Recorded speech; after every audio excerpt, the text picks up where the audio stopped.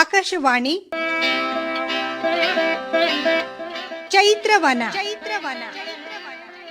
ಲಕ್ಷ್ಮೀಶನ ಜೈಮಿನಿ ಭಾರತದ ಸಮಗ್ರ ವಾಚನ ವ್ಯಾಖ್ಯಾನ ಕಾರ್ಯಕ್ರಮ. ಪ್ರಸ್ತುತಿ ಡಾಕ್ಟರ್ ಎಎಸ್ ಶಂಕರನಾರಾಯಣ.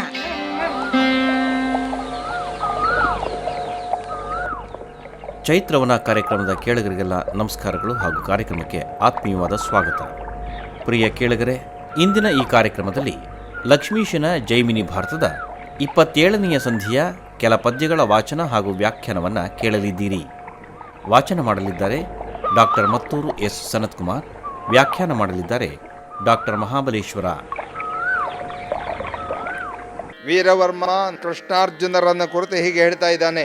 ಕೃಷ್ಣ, ನೀನು, ಅರ್ಜುನ, ನಿನ್ನ ಧ್ವಜದಲ್ಲಿರುವಂತಹ ಆಂಜನೇಯ, ಈ ಮೂವರ ಜೊತೆ ನಾನು ಕಾದುತ್ತೇನೆ, ಯುದ್ಧವನ್ನು ಮಾಡ್ತೇನೆ, ಉಳಿದವರು ಎಲ್ಲಿಗಾದರೂ ಕೂಡ ಹೋಗ್ಲಿ ಅಂತ ಹೇಳಿ ಕೃಷ್ಣನ ಮೇಲೆ, ಅರ್ಜುನನ ಮೇಲೆ ಮತ್ತು ಆಂಜನೇಯನ ಮೇಲೆ ಬಾಣಗಳನ್ನು ಹೊಡೆದು ಅವರೆಲ್ಲರನ್ನೂ ಕೂಡ ಘಾಸಿ ಮಾಡಿದ್ದಾನೆ. ವೀರವರ್ಮ 8 ದಿಕ್ಕುಗಳಿಗೂ ಕೂಡ ಬಾಣವನ್ನು ಬಿಡ್ತಾ ಇದ್ದಾನಂತೆ. ಇಡೀ ಆಕಾಶವೆಲ್ಲ ಬಾಣಮಯವಾಯಿತು. ಆತನ ಬಾಣದ ಕೈ ಚಳಕವನ್ನು ಕಂಡು ಕೃಷ್ಣ, ಅರ್ಜುನ, ಹನುಮಂತರಾದಿಯಾಗಿ ಎಲ್ಲರಿಗೂ ಕೂಡ ತಲೆ ತಿರುಗುವಂತಾಯ್ತಂತೆ.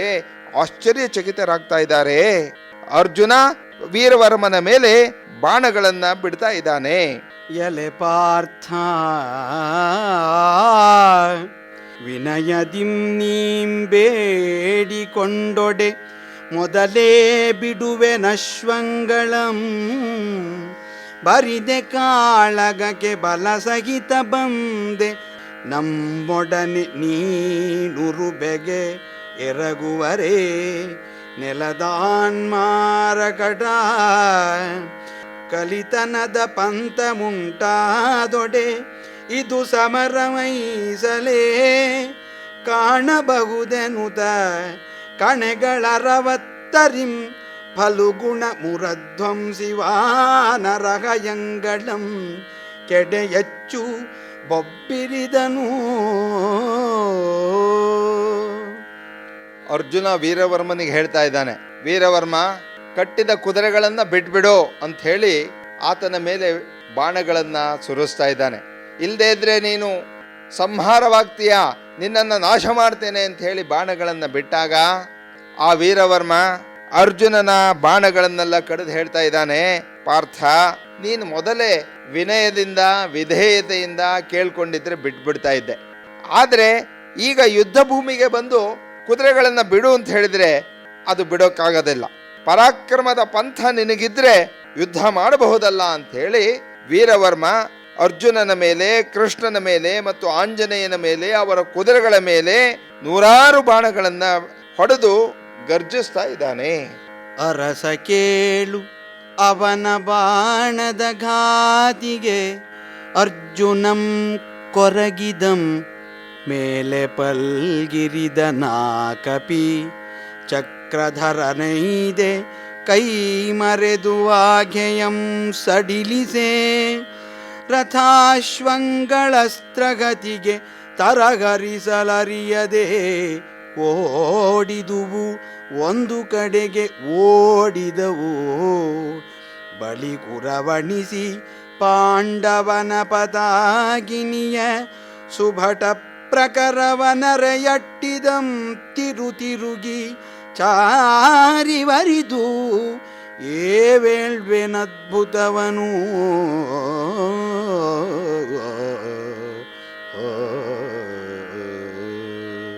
ವೀರವರ್ಮನ ಬಾಣದ ಹೊಡೆತಕ್ಕೆ ಅರ್ಜುನ ಕೊರಗ್ತಾ ಇದ್ದಾನಂತೆ. ಹನುಮಂತ ನೋವಿನಿಂದ ಹಲ್ಲನ್ನು ಕಿರಿತಾ ಇದ್ದಾನೆ. ಲಗಾಮನ್ನ ಹಿಡಿದಂತಹ ಕೃಷ್ಣನ ಕೈ ಸಡಿಲಾಗಿ ಹಿಡಿತ ತಪ್ಪಿಬಿಟ್ಟು ಕುದುರೆಗಳೆಲ್ಲ ಎಲ್ಲೆಲ್ಲೋ ಓಡಿ ಹೋಗ್ತಾ ಇದೆಯಂತೆ. ಹೀಗೆ ಬಾಣಗಳ ಹೊಡೆತಕ್ಕೆ ತಡೆಯಲಾರದೆ ಅರ್ಜುನನ ಸೈನ್ಯ ತತ್ತರಿಸಿ ಓಡಿ ಹೋಗ್ತಾ ಇದೆ. ಆಗ ವೀರವರ್ಮ ಪಾಂಡವರ ಸೈನ್ಯರ ಬೆನ್ನಹಟ್ಟಿ ಯುದ್ಧವನ್ನು ಮಾಡ್ತಾ ಇದ್ದಾನೆ. ಅವರೆಲ್ಲರನ್ನು ಕೂಡ ಓಡಿಸ್ತಾ ಇದ್ದಾನೆ. ಎಲ್ಲ ಸೈನಿಕರು ಕೂಡ ವೀರವರ್ಮನ ಪ್ರತಾಪಕ್ಕೆ ಹೆದರಿ ಓಡಿ ಹೋಗ್ತಾ ಇದ್ದಾರೆ. ಅಭ್ರದೊಳ್ ಮಿಂಚು ಸುಳಿವಂತೆ ಪರಬಲದೊಳ್ ಪರಿಭ್ರಮಿಸಿತು ಅವನ ರಥ, ಎರಗುತಿಗ ಸಿಡಿಲಂತೆ ವಿಭ್ರಾಜಿಸಿತು ಘೋಷಂ. ಒಡನೆ ಬಿರುಬಳೆಯಂತೆ ಕರೆದು ಅಂಬಿನ ಸರಿಗಳು ಬಭ್ರುವಾಗನ ಮಯೂರಧ್ವಜಾದಿಗಳು ಆಗವ ಭ್ರಷ್ಟರಾದರು. ಇದಕರ್ಜುನಂ ರೋಷಬದ್ಧ ಭ್ರುಕುಟಿ ಮುಖ ಭಯಂಕರನಾಗಲು ಅಸುರಾರಿ ಕಂಡು ಬಳಿಕ ಇಂತೆಂದನು. ಆಕಾಶದಲ್ಲಿ ಮಿಂಚು ಸುಳಿಯುವಂತೆ ಅವನ ರಥ ಅರ್ಜುನನ ಸೈನ್ಯದಲ್ಲಿ ತಿರುಗ್ತಾ ಇದೆಯಂತೆ. ಆ ಚಾಪದ ಘೋಷ ಸಿಡಿಲಂತೆ ಬಡಿತಾ ಇದೆಯಂತೆ. ಬಾಣಗಳು ಬಿರುಮಳೆಯಂತೆ ಸುರಿತಾ ಇದೆಯಂತೆ. ಬಭ್ರುವಾಹನ, ಮಯೂರಧ್ವಜ ಮೊದಲಾದಂತಹ ಮಹಾರಥಿಕರು ಕೂಡ ಯುದ್ಧದಲ್ಲಿ ಭ್ರಷ್ಟರಾಗಿ ಓಡಿ ಹೋಗಿದ್ದಾರೆ. ಅರ್ಜುನ ರೋಷದಿಂದ ಹುಬ್ಬುಗಂಟಕ್ಕಿದ್ದಾನೆ. ಅಂತಹ ಸಂದರ್ಭದಲ್ಲಿ ಕೃಷ್ಣ ಅರ್ಜುನನನ್ನು ನೋಡಿ ಅವನಿಗೆ ಈ ರೀತಿಯಾಗಿ ಬುದ್ಧಿವಾದವನ್ನು ಹೇಳ್ತಾ ಇದ್ದಾನೆ. ಖಾತಿ ಬೇಡಲೆ ಪಾರ್ಥ ನಿನಗೆ ಎನಗೆ ಮಣಿಯಂ ಈ ವೀರವರ್ಮಂ ಮಗಾದಿಬಲನು ಎಲ್ಲರಂತಲ್ಲ ಅದಟುಪಾಯಂಗಳ್ ಈತನೊಳ್ಕೊಳ್ಳದು. ಜಯದ್ರಥನ ತಲೆಯ ನರಿದಂಬು ಇವನೆಡೆಗೆ ಪೋಗದು. ಸೂತ ಜನರಥದ ಕಾಲಿಗೆ ಸಿಲ್ಕ ನಿಕ್ಕಿದ ಮಹೀತಳದೊಳು ಎಡರಿಲ್ಲಿವಂಗೆ. ನಾಮುಳಿದೊಡೆ ಸುನೀತನ ಶಿರಚ್ಛೇದನಂಗೈದ ಚಕ್ರಂ ಮುಟ್ಟದಿವನನು ಏವೇಳ್ವೆನು. ಕೃಷ್ಣ ಅರ್ಜುನಿಗೆ ಹೇಳ್ತಾ ಇದ್ದಾನೆ, ಅರ್ಜುನ ಕೋಪ ಮಾಡ್ಕೋಬೇಡ, ನಿನಗೂ ನನಗೂ ಇವನು ತಲೆ ಬಾಗೋದಿಲ್ಲ. ಯಾವ ಉಪಾಯವಾಗಲಿ ಶೌರ್ಯವಾಗಲಿ ಇವನಲ್ಲಿ ನಡೆಯೋದೇ ಇಲ್ಲ. ಯಾವ ರೀತಿ ಜಯದ್ರಥನನ್ನ ನಿನ್ನ ಬಾಣದಿಂದ ಸಂಹಾರ ಮಾಡಿದೆ, ಆ ಬಾಣ ಇವನ ಮೇಲೆ ಯಾವ ಒಂದು ಪ್ರಯೋಗವನ್ನು ಮಾಡೋದಕ್ಕೂ ಆಗೋದಿಲ್ಲ. ಆ ಬಾಣದಿಂದ ಕರ್ಣನ ಜೊತೆ ಯುದ್ಧ ಮಾಡಬೇಕಾದ್ರೆ ಭೂಮಿ ಕರ್ಣನ ಚಕ್ರವನ್ನು ನುಗ್ಗಿದಂತೆ ಇವನ ರಥವನ್ನು ಕೂಡ ಭೂಮಿ ಏನೂ ಮಾಡಲಾರದು. ನಾನು ಕೋಪದಿಂದ ಸುದರ್ಶನ ಚಕ್ರವನ್ನು ಬಿಟ್ರೆ ಅದು ಕೂಡ ವ್ಯರ್ಥವಾಗತ್ತೆ. ಏನು ಹೇಳಲಿ ಅಂತ ಹೇಳಿ ಕೃಷ್ಣ ಹನುಮಂತನನ್ನು ಕರೆದು ಹೀಗೆ ಹೇಳ್ತಾ ಇದ್ದಾನೆ.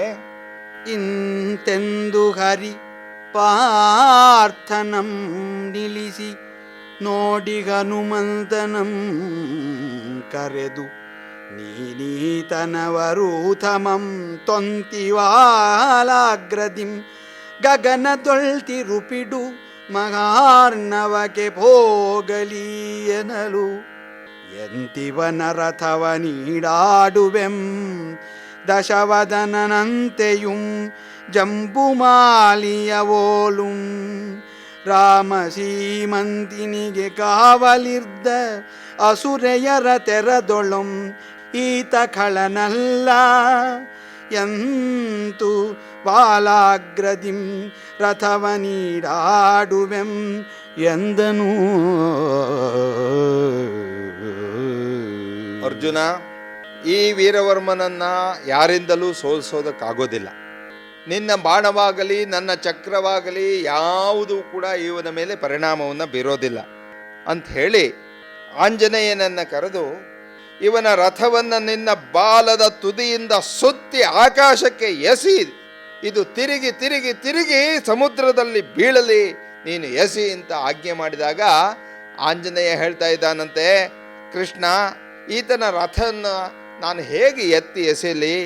ಇವನು ರಾವಣ ಜಂಬುಮಾಲಿಗಳಂತೆ ದುಷ್ಟನಲ್ಲ, ಸೀತೆಯ ಕಾವಲಿಗೆ ಇದ್ದಂತಹ ರಾಕ್ಷಸಿಯರಷ್ಟು ದುಷ್ಟನಲ್ಲ, ಖಳನಲ್ಲ.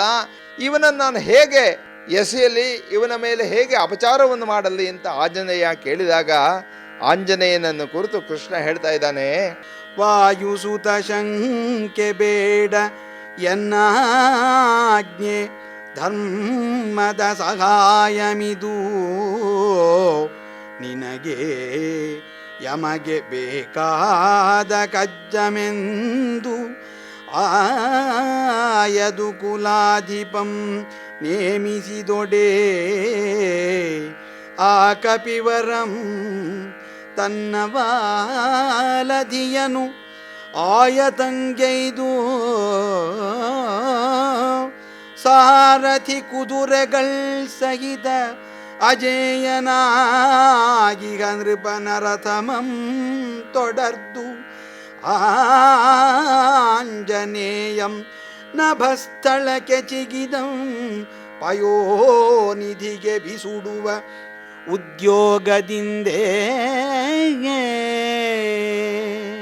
ವಾಯುಸುತ, ಶಂಕೆ ಬೇಡ, ಇದು ನನ್ನ ಆಜ್ಞೆ, ಧರ್ಮಕ್ಕೆ ಸಹಾಯ ಮಾಡುವಂತಹ ಕೆಲಸ ಅಂತ ಕೃಷ್ಣ ಹೇಳಿದಾಗ ಹನುಮಂತ ಒಪ್ಪಿಬಿಟ್ಟು ತನ್ನ ಬಾಳವನ್ನ ಬೆಳೆಸಿಕೊಂಡು ಸಾರಥಿ ಕುದುರೆ ಮತ್ತು ವೀರವರ್ಮನ ಸಹಿತವಾಗಿ ಅವನ ರಥವನ್ನ ಹಿಡಿದು ಸಮುದ್ರಕ್ಕೆ ಎಸೆಯೋದಕ್ಕೋಸ್ಕರ ಆಕಾಶಕ್ಕೆ ಜಿಗಿದಿದ್ದಾನೆ. ಅನ್ನೆಗಂ ತನ್ನ ರಥಮಂ ಬಿಟ್ಟು ವೀರವರ್ಮಂ ನರನ ಮಣಿಯವರೂಥಮಂ ತೆಗೆದುಕೊಂಡು ಉನ್ನತ ಪರಾಕ್ರಮದೊಳ್ ಆಗಸದೆಡೆಗೆ ಚಿಗಿದು ಬಂದು ಎಲೈವಾನರೇಂದ್ರ ನಿನ್ನೊಳಿದ್ದ ಪುದು ಬರಿದೇರು ಎನ್ನ ಕೈಯೊಳಿದೆ ಪನ್ನಗಾರಿ ಧ್ವಜ ಕಿರೀಟಿಗಳ್ವೆರಸಿರ್ದ ಸನ್ನುತ ಸ್ಯಂದನಂ ನೋಡೆಂದು ಗಗನದೊಳ್ ಕಪಿಯಂ ಪಚಾರಿಸಿದನು.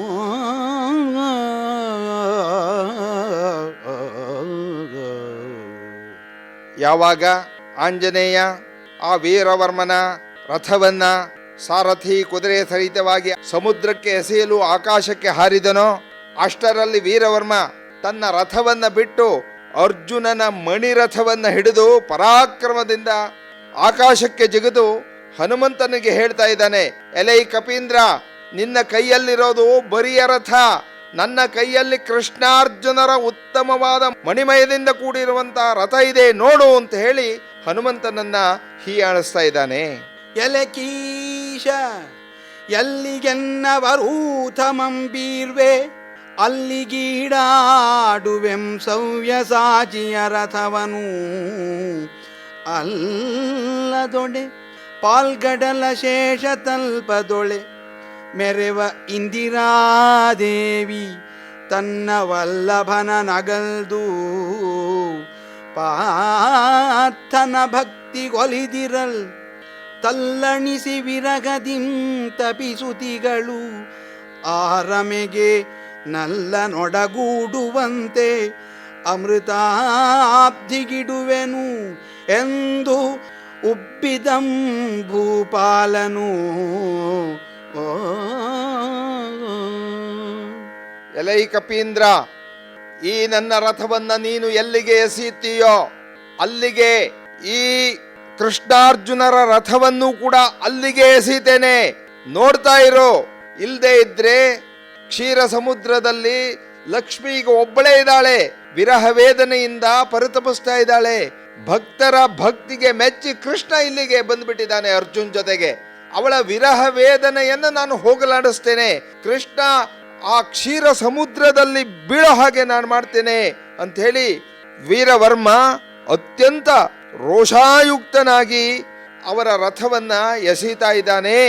ಸಾಗರಕ್ಕೆ ಲಂಘಿಸಿದ ಸಾಹಸಕ್ಕೆ ಬೆರೆವೆ ನೀನು, ಆಗಸದೊಳಾದಿತ್ಯನಿರೆ ಚಂದ್ರನೊಪ್ಪುವನೆ ಪೋಗೆಲೆ ಮರುಳೇ. ತನ್ನ ಮುಂದಣ ಪರಾಕ್ರಮಿಗಳುಂಟೇ ಮೂ ಜಗದೊಳೆನುತೇ ತಾಗಿದಂ ನೃಪತಿ ಹನುಮಂತನಂ. ಬಳಿಕ ನಾವೀಗಳವರಂತಲ್ಲ ತಾನೆ ತನ್ನಂ ಪೊಗಳುವ ಈಗರುವಿಕೆಯನರಿಯವು ಅತಿವೃದ್ಧರೆಂದು ಎರಗಿದಂ ಕಪಿ ಮಹೀಶ್ವರನನು. ವೀರವರ್ಮ ಹೇಳ್ತಾ ಇದ್ದಾನೆ, 100 ಯೋಜನ ವಿಸ್ತೀರ್ಣವಿರುವಂತಹ ಸಾಗರವನ್ನ ಹಾರಿದ್ದೇನೆ ಎಂಬುದಾಗಿ ನೀನು ಉಬ್ಬಬೇಡ, ನೀನು ಅಹಂಕಾರವನ್ನ ಪಡಬೇಡ. ಆಕಾಶದಲ್ಲಿ ಸೂರ್ಯ ಇರಬೇಕಾದ್ರೆ ಚಂದ್ರನಿಗೆ ಏನು ಕೆಲಸ? ಚಂದ್ರ ಬೆಳಗುತ್ತಾನೆ. ಎಲ್ಲೋ ಹುಚ್ಚ, 3 ಲೋಕಗಳಲ್ಲಿ ನನ್ನಂತಹ ವೀರರು ಇದ್ದಾರೆಯೇ ಅಂತ ಹೇಳ್ತಾ ವೀರವರ್ಮ ಹನುಮಂತನನ್ನ ಹೊಡೆಯೋದಕ್ಕೆ ಹೋಗ್ತಾನೆ. ಆಗ ಆಂಜನೇಯ ಹೇಳ್ತಾನೆ, ನಮ್ಮನ್ನು ನಾವೇ ಹೊಗಳಿಕೊಳ್ಳೋದಿಲ್ಲ, ನಾವು ಹಣ್ಣು ಮುದುಕರು ಅಂತ ಹೇಳಿ ಹನುಮಂತನು ಕೂಡ ವೀರವರ್ಮನ ಮೇಲೆ ಯುದ್ಧಕ್ಕೆ ಹೋಗ್ತಾ ಇದ್ದಾನೆ. ಆ ವೀರವರ್ಮಂ ಕನಲ್ದು ಆಗ ಪಾರ್ಥ ರಾಜೀವಾಕ್ಷ ಕಪಿಗಳಂ ಕರೆದು, ಲೋಕತ್ರಯಕ್ಕೆ ಮೂವರುಂ ನೀವು ಅತಿ ಪರಾಕ್ರಮಿಗಳು, ಆನೊರುವನು ಆಗಬದೊಳು ಎನ್ನ ಕೂಡೆ ಸಾವಧಾನದೊಳ್ ಒದಗಿದೊಡೆಗೆ ಕಾಣಬಹುದು ಎನುತ ಪಾವನಿಯ ನಡೆಸಿ ಪೊಯ್ದೊಡೆ ಮುಷ್ಟಿಘಾತದಿಂದ ಆವಾಯುಜಂ ತೊಲಗಲು ಅಸುರಹರನ ನೃಪನ ವಕ್ಷಸ್ಥಳವನೊದೆದನು. ವೀರವರ್ಮ ಕೋಪದಿಂದ ಆ ಹನುಮಂತನ ಮೇಲೆ ಎರಗಿದ್ದಾನೆ. ಹಾಗೆ ಕೃಷ್ಣಾರ್ಜುನ ಹನುಮಂತರನ್ನ ಕರೆದು ಹೇಳ್ತಾ ಇದ್ದಾನೆ, ಈ 3 ಲೋಕಗಳಲ್ಲಿ ನೀವು ಅತಿ ಪರಾಕ್ರಮಿಗಳು ಅಂತ ಹೇಳ್ಕೊಂಡಿದ್ದೀರಿ, ನೀವು 3 ಜನ ನನ್ನ ಮೇಲೆ ಒಟ್ಟಿಗೆ ಯುದ್ಧಕ್ಕೆ ಬನ್ನಿ, ನಾನೊಬ್ಬ, ನೀವು 3 ಜನ ನನ್ನ ಮೇಲೆ ಒಟ್ಟಿಗೆ ಯುದ್ಧವನ್ನ ಮಾಡಿ, ಆಗ ನೋಡಿ ನನ್ನ ಪರಾಕ್ರಮ ಏನು ಅಂತ ತಿಳಿಯತ್ತೆ ಅಂತ ಹೇಳಿ ಹನುಮಂತನ ಮೇಲೆ ಮುಷ್ಟಿಯಿಂದ ಹೊಡೆಯೋದಕ್ಕೆ ವೀರವರ್ಮ ಉದ್ಯುಕ್ತನಾಗಿದ್ದಾಗ ಆಗ ಕೃಷ್ಣ ವೀರವರ್ಮನ ಎದೆಗೆ ಜೋರಾಗಿ ಒದ್ದಿದ್ದಾನೆ. ಹರಿಯ ಪದಘಾತಿಗೆ ಆ ನೃಪತಿ ಮೂರ್ಛಿತನಾಗಿ ಧರೆಗುರುಳ್ದು ಒಡನೆ ಚೇತರಿಸುತ್ತ, ಎಲೆ ವೀರರ್ಕಳಿರ ನೀವು ಮೂವರು ಆನೊರುವನು ಎಂದು ಆಗಬದೊಳ್ ಉರವಣಿಸಬೇಡಿ ಬರಿದೇ. ಮುರಹರನ ದರ್ಶನಂ ದೊರೆಕೊಳ್ವಿನಂ ತನಗೆ ಮರಣಮಿಲ್ಲ ಅಂತಕವರದಿಂದೇ. ಬಳಿಕೀಗ ಪುರುಷೋತ್ತಮನ ಪದಸ್ಪರ್ಶಮಾಯ್ತನಗೆ ಇನ್ನು ಮೃತ್ಯುವೆತ್ತಣದೆಂದನು. ಹರಿಯ ಪಾದದ ಆಘಾತಕ್ಕೆ ಸಿಕ್ಕಿ ವೀರವರ್ಮ ಭೂಮಿಯ ಮೇಲೆ ಮೂರ್ಛಿತನಾಗಿ ಬಿದ್ದಿದ್ದಾನೆ. ಅನಂತರ ಎಚ್ಚರಗೊಂಡು ಹೇಳ್ತಾ ಇದ್ದಾನೆ, ಎಲೈ ಪರಾಕ್ರಮಿಗಳ, ನೀವು 3ರು ನಾನೊಬ್ಬ, ನನ್ನ ಮೇಲೆ ನೀವು ಯುದ್ಧ ಮಾಡ್ತೀರಾ ಅಂತ ಹೇಳಿ ಹಿಂದೆ ಯಮನ ವರದಿಂದ ಕೃಷ್ಣನ ದರ್ಶನ ಆಗುವವರೆಗೆ ನನಗೆ ಮರಣ ಇಲ್ಲ ಅಂತ ಯಮ ವರ ಕೊಟ್ಟಿದ್ದಾನೆ. ಈಗ ಕೃಷ್ಣನ ಪಾದಸ್ಪರ್ಶವಾಯಿತು, ಪಾದಸ್ಪರ್ಶವಾದ ಮೇಲೂ ಕೂಡ ನನಗೆ ಎಲ್ಲಿಯ ಮರಣ ಆಗತ್ತೆ, ನನಗೆ ಕೃಷ್ಣನ ಸಾಕ್ಷಾತ್ಕಾರವೇ ಆಗಿದೆ ಅಂತ ಹೇಳ್ತಾ ಇದ್ದಾನೆ. ಎಂದೊಡೆ ಅಸುರಾಂತಕಂ ನೋಡಿದಂ ಕಾರುಣ್ಯದಿಂದೆ ನಿಜ ರಥದೊಳಿದಿರಾಗಿ ಸಮರಕ್ಕೆ ಮತ್ತೆ ನಿಂದಿಗ ನರೇಂದ್ರನಂ ನೋಡಿದಂ ನುಡಿದಂ ಕಿರೀಟಿಗೆ, ಎಲೆ ಪಾರ್ಥ ನಿನಗೆ ಎನಗೆ ಇವನೊಳು ಕುಂದದೆ ಸಹಸ್ರ ವರ್ಷಂ ಪೊಣರ್ದೊಡೆ ತೀರದೆಂದಿಗುಂ ಲಘುಹಸ್ತಂ ಅತಿಬಲಂ ಶಸ್ತ್ರಾಸ್ತ್ರದಿಂದಧಿಕನು ಅಖಿಲ ವೀರರ್ಕಳಂ ಗೆಲ್ದನು. ಇವನಾಂ ತೋಷಿಸುವೆನೆಂದನು.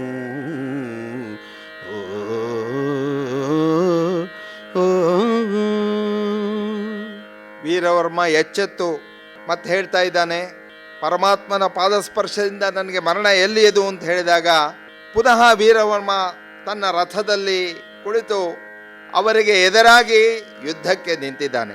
ಅದನ್ನು ನೋಡಿ ಕೃಷ್ಣ ಅರ್ಜುನನಿಗೆ ಹೇಳ್ತಾ ಇದ್ದಾನೆ, ಪಾರ್ಥ, ನಿನಗೂ ನನಗೂ ಇವನ್ ಜೊತೆ 100,000 ವರ್ಷಗಳನ್ನು ಯುದ್ಧ ಮಾಡಿದರೂ ಕೂಡ ಗೆಲ್ಲೋದಕ್ಕಾಗೋದಿಲ್ಲ. ಇವನು ಯಾವತ್ತೂ ಕೂಡ ಸೋಲೋದಿಲ್ಲ. ಅತ್ಯಂತ ವೇಗವಾದಂತಹ ಕೈಚಳಕವನ್ನು ಹೊಂದಿದ್ದಾನೆ. ಶಸ್ತ್ರಾಸ್ತ್ರಗಳು ನಮಗಿಂತ ಇವನಲ್ಲಿ ಹೆಚ್ಚಾಗಿದೆ ಮತ್ತು ಎಲ್ಲ ವೀರರನ್ನು ಕೂಡ ಗೆದ್ದು ಬಿಟ್ಟಿದ್ದಾನೆ. ಇವನ್ನು ನೋಡಿದರೆ ಸಾಕು, ನನಗೆ ಸಂತೋಷವಾಗುತ್ತೆ, ನಾನು ಅವನನ್ನು ಸಂತೋಷ ಪಡಿಸ್ತೇನೆ ಅಂತ ಪರಮಾತ್ಮ ಅರ್ಜುನನಿಗೆ ಹೇಳ್ತಾ ಇದ್ದಾನೆ.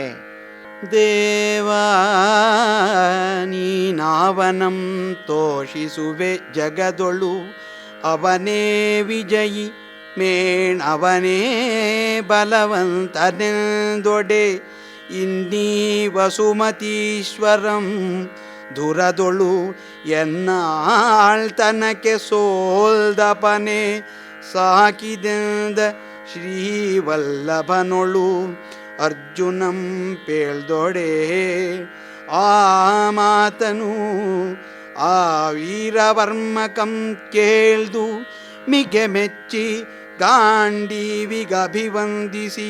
ಬೆರಳ್ಗೊನೆಯ ನೊಲೆದೊಲೆದು ಕೊಂಡಾಡುತ್ತಿರಲು ಇಂತೆಂದನು. ಆಗ ಅರ್ಜುನ ಪರಮಾತ್ಮನನ್ನು ಕುರಿತು, ದೇವ, ಯಾರನ್ನ ನೋಡಿ ನೀನು ಸಂತೋಷಿಸ್ತೀಯೋ, ಯಾರನ್ನ ನೀನು ಲೋಕದಲ್ಲಿ ಸಂತೋಷಪಡಿಸ್ತೀಯೋ, ಯಾರಿಂದ ನೀನು ಸಂತುಷ್ಟನಾಗ್ತೀಯೋ ಅವನೇ ಲೋಕದಲ್ಲಿ ವೀರ, ಅವನೇ ಲೋಕದಲ್ಲಿ ಜಯಶಾಲಿ, ಅವನೇ ಲೋಕದಲ್ಲಿ ಬಲಶಾಲಿ. ಹೀಗಿದ್ದ ಮೇಲೆ ಈ ರಾಜನು ನನ್ನ ಪರಾಕ್ರಮಕ್ಕೆ ಸೋಲ್ತಾನೆಯೇ? ಇವನನ್ನ ನನಗೆ ಗೆಲ್ಲೋದಕ್ಕೆ ಸಾಧ್ಯವಾಗುತ್ತದೆಯೇ? ಈ ಯುದ್ಧ ಸಾಕು ಅಂತ ಹೇಳಿದಾಗ ಅರ್ಜುನನ ಮಾತನ್ನ ಕೇಳಿ ಆ ವೀರವರ್ಮ ಮೆಚ್ಚಿಬಿಟ್ಟು ಅರ್ಜುನನಿಗೆ ನಮಸ್ಕಾರ ಮಾಡಿ ತನ್ನ ಬೆರಳ ತುದಿಯನ್ನು ಅಲುಗಿಸಿ ಕೊಂಡಾಡ್ತಾ ಇದ್ದಾನಂತೆ. ಎಲೆ ಧನಂಜಯ ಚರಾಚರಮೆಲ್ಲಮಂ ಬಾಹುಬಲದಿಂದ ಗೆಲ್ವೆನೆಂಬ ಅಗ್ಗಳಿಕೆಯಂ ಬಿಟ್ಟು ಜಲಜಾಯತಾಕ್ಷನಾಡಿದ ಮಾತಿಗೆ ಅನುಸಾರಿಯಾಗಿ ನೀನೆಂದ ನುಡಿಗೆ ಸಲೆ ಸೊಗಸಿತು ಎನ್ನ ಮನವು. ಇನ್ನು ಕಾದುವೆನೆಂಬ ಛಲಮಿಲ್ಲ ತನಗೆ ಎನುತ ಕರದ ಚಾಪವ ನಿಲುಗಿ ನಲವಿಂದ ಬಂದು ಕೃಷ್ಣನ ಪಾದ ಕೆರಗಿದಂ ವೀರವರ್ಮಂ ಪ್ರಿಯದೊಳು.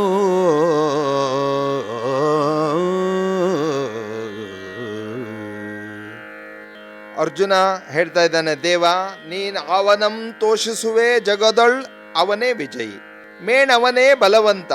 ಹೀಗೆ ಇರಬೇಕಾದ್ರೆ ನಿನ್ನ ಸಂತೋಷಕ್ಕೆ ಪಾತ್ರನಾದಂತಹ ವ್ಯಕ್ತಿಯನ್ನು ಗೆಲ್ಲೋದಕ್ಕೆ ಸಾಧ್ಯವೇ?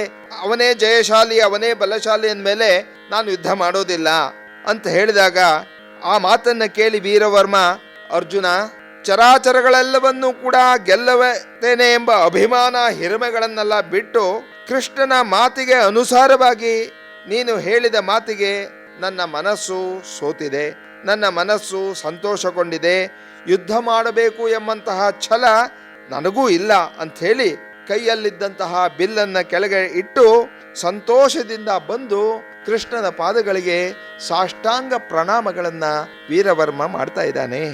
ತಾಮರಸಲೋಚನಂ ತೆಗೆದು ಬಿಗಿದಪ್ಪಿದಂ ಪ್ರೇಮದಿಂದ ಆ ನೃಪನರ್ಜುನಂ ಮನ್ನಿಸಿದನು. ಆ ಮಯೂರಧ್ವಜಾದಿಗಳೆಲ್ಲರೂ ಕೂಡೆ ಭಾವಿಸಿದರು ಉಚಿತದಿಂದೇ. ಜಾಮಾತನಾಗಿರ್ದ ವೈವಸ್ವತಂ ಬಂದು ಭೂಮಿಜನಂ ಮುಕುಂದನ ಕೈಯೊಳಿತ್ತು ಸುತ್ರಾಮಸುತ ಮುಖ್ಯರಭಿವಂದಿಸಲ್ ಪರಸಿ ನಿಜ ನಗರಕ್ಕೆ ಬೀಳ್ಕೊಂಡನು. ವೀರವರ್ಮ ಬಂದು ಕೃಷ್ಣನಿಗೆ ಸಾಷ್ಟಾಂಗ ಪ್ರಣಾಮವನ್ನು ಮಾಡಿದಾಗ ಕೃಷ್ಣ ಅವನನ್ನ ಮೇಲಕ್ಕೆ ಎತ್ತಿ ಗಾಢವಾಗಿ ಆಲಿಂಗನವನ್ನು ಮಾಡಿಕೊಂಡಿದ್ದಾನೆ. ಅರ್ಜುನನು ಕೂಡ ಪ್ರೀತಿಯಿಂದ ವೀರವರ್ಮನನ್ನ ಸತ್ಕರಿಸಿದ್ದಾನೆ. ಮಯೂರಧ್ವಜನೇ ಮೊದಲಾದಂತಹ ಅತಿರಥ ಮಹಾರಥರು ಕೂಡ ವೀರವರ್ಮನಿಗೆ ಸತ್ಕಾರವನ್ನು ಮಾಡಿದ್ದಾರೆ. ವೀರವರ್ಮನ ಅಳಿಯನಾದಂತಹ ಯಮನು ಕೂಡ ಬಂದು ವೀರವರ್ಮನನ್ನ ಶ್ರೀಕೃಷ್ಣನಿಗೆ ಒಪ್ಪಿಸಿದ್ದಾನೆ. ಅರ್ಜುನನೇ ಮೊದಲಾದವರು ನಮಸ್ಕಾರಗಳನ್ನು ಸ್ವೀಕರಿಸಿ ಅನಂತರ ತನ್ನ ಪಟ್ಟಣಕ್ಕೆ ಹಿಂತಿರುಗ್ತಾ ಇದ್ದಾರೆ. ಬಳಿಕವಂ ತನ್ನ ತನು ದೇಶ ಕೋಶಂಗಳಂ ಬಳುವಳಿಗಳಂ ಮಾಡಿ ತುರಗಂಗಳಂ ತರಿಸಿ ನಳಿನೋದರನ ಕೈಯೊಳಿತ್ತು. ಮಿಗೆ ಭಕ್ತಿಯಿಂದ ಉಪಚರಿಸಿ ಮುರಹರನನು ಉಳಿದ ನೃಪರೆಲ್ಲರಂ ಸತ್ಕರಿಸಿ ವಿನಯದಿಂ ಪೊಳಲುಳು ಅರುದಿನ ಮಿರಿಸಿಕೊಂಡಿರ್ದು ಪಾರ್ಥನಂ ದಳ ಸಹಿತ ಪೊರಮಟ್ಟನು ಉತ್ಸವದೊಳು ಅಶ್ವರಕ್ಷೆಗೆ ಧನಂಜಯನ ಕೂಡೇ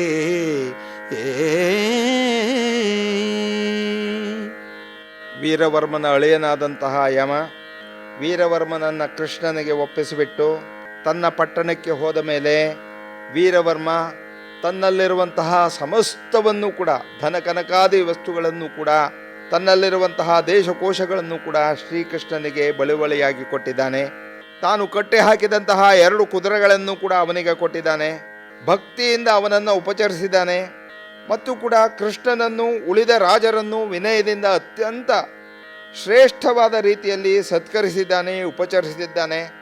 ತನ್ನ ಊರಿನಲ್ಲಿ 6 ದಿನಗಳ ಕಾಲ ಇರಿಸಿಕೊಂಡು ಅವರ ಸತ್ಕಾರವನ್ನು ಮಾಡಿದ್ದಾನೆ.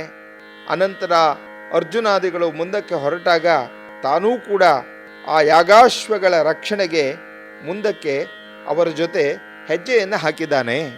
ಭದ್ರ ಲಕ್ಷಣದಿಂದೆ ಶುಭ್ರಮಾಗಿಗ ಕರಿಗಳ್ ಅದ್ರಿ ಸಮಮಾದುವು 71,000 ಉದ್ರೇಕದ ಅತಿವೇಗದ ಏಕಕರ್ಣ ಶ್ಯಾಮದ ಅಗಣಿತ ಸುವಾಜಿಗಳನ್ನು ವಿದ್ರುಮಾಧರೆಯರ ಸಹಸ್ರಮಂ ನವವಿಧದ ಸದ್ರತ್ನರಾಜಿಗಳನ್ನು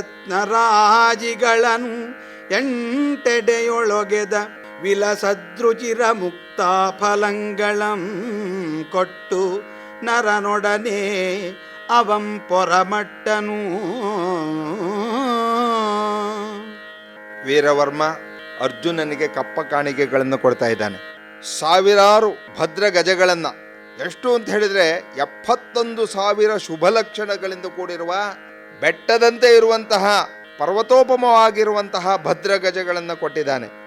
1 ಕಿವಿ ಕಪ್ಪಾದಂತಹ ವೇಗಶಾಲಿಗಳಾದಂತಹ ಕುದುರೆಗಳನ್ನು, ಸಹಸ್ರ ಸುಂದರಿಯರನ್ನು ಕೂಡ, ನವವಿಧ ರತ್ನಗಳನ್ನು ಕೂಡ ಕೊಟ್ಟು, ಮುತ್ತು ರತ್ನಗಳನ್ನು ಕೊಟ್ಟು ವೀರವರ್ಮ ಅರ್ಜುನನಿಗೆ ಆ ಕಪ್ಪ ಕಾಣಿಕೆಗಳನ್ನು ಕೊಟ್ಟು ಅವನ ಜೊತೆ ಇವನು ಕೂಡ ಮುನ್ನಡೆದಿದ್ದಾನೆ.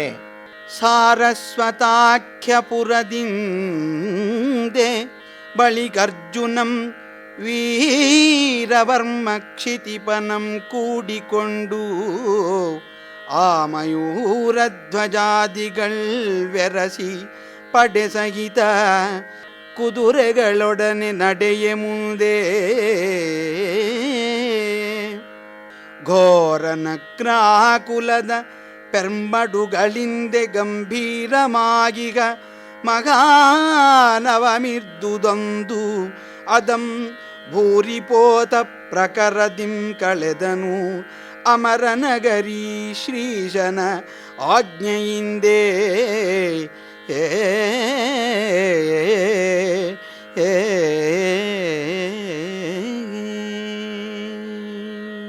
ಅರ್ಜುನ ವೀರವರ್ಮರೊಡನೆ ಆ ಸಾರಸ್ವತಪುರವನ್ನು ಬಿಟ್ಟು ಮಯೂರಧ್ವಜನೆ ಮೊದಲಾದಂತಹ ರಾಜರ ಜೊತೆ 2 ಕುದುರೆಗಳ ರಕ್ಷಣೆಗಾಗಿ ಹಿಂದೆ ಹೊರಡ್ತಾರೆ. ಮುಂದೆ ಅವರು ಒಂದು ಮಹಾನದವನ್ನು ಕಾಡ್ತಾರೆ. ಅಲ್ಲಿ ಘೋರವಾದಂತಹ ಮೊಸಳೆಗಳಿಂದ ಕೂಡಿರುವಂತಹ ಒಂದು ದೊಡ್ಡ ಮಡು ಇರುತ್ತೆ. ಅದನ್ನು ಅವರು ಸ್ವಾಮಿಯ ಅಪ್ಪಣೆಯಂತೆ ದೋಣಿಗಳಲ್ಲಿ ಆ ಮಡುವನ್ನು ದಾಟಿ ಮುಂದೆ ಸಾಕ್ತಾರೆ ಎನ್ನುವಲ್ಲಿಗೆ ಇವತ್ತಿನ ಕಥಾಭಾಗ ಮುಕ್ತಾಯ ಆಗಿದೆ. ಇದುವರೆಗೆ ಲಕ್ಷ್ಮೀಶನ ಜೈಮಿನಿ ಭಾರತದ 27ನೆಯ ಸಂಧಿಯ ಕೆಲ ಪದ್ಯಗಳ ವಾಚನ ಹಾಗೂ ವ್ಯಾಖ್ಯಾನವನ್ನು ಕೇಳಿದಿರಿ. ವಾಚನ ಮಾಡಿದವರು ಡಾಕ್ಟರ್ ಮತ್ತೂರು ಎಸ್ ಸನತ್ಕುಮಾರ್, ವ್ಯಾಖ್ಯಾನ ಮಾಡಿದವರು ಡಾಕ್ಟರ್ ಮಹಾಬಲೇಶ್ವರ. ಚೈತ್ರವನ ಕೇಳಿದ್ರಿ. ಕಾರ್ಯಕ್ರಮದ ಪ್ರಸ್ತುತಿ ಡಾಕ್ಟರ್ ಎಎಸ್ ಶಂಕರನಾರಾಯಣ. ನಿರ್ಮಾಣ ನೆರವು ಸಂಜೀವ ಆರ್ ನಾಮಣ್ಣವರ್. ಇದು ಇಂದಿನ ಚೈತ್ರವನ. ಈ ಕಾರ್ಯಕ್ರಮ ಆಕಾಶವಾಣಿ ಭದ್ರಾವತಿ ಕೇಂದ್ರದ ಕೊಡುಗೆ.